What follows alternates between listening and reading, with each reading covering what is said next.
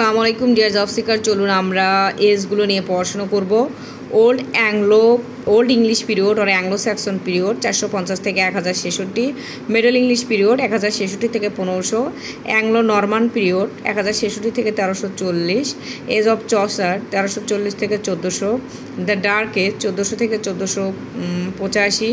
Renaissance period 1500 থেকে 1660, preparation for the Renaissance 1500 থেকে 1558, Elizabethan age 1558 থেকে 1603,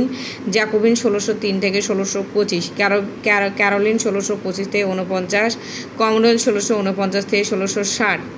পুরিটান পিরিয়ড 1620 থেকে 1660 পিরিয়ড, নিউ ক্লাসিক্যাল 1660 থেকে 1785, রেজিস্ট্রেশন 1660 থেকে 1700, অগাস্টান 1700 থেকে 1745, এজ অফ সেন্সিবিলিটি 1745 থেকে 1798, রোমান্টিক 1798 থেকে 1832,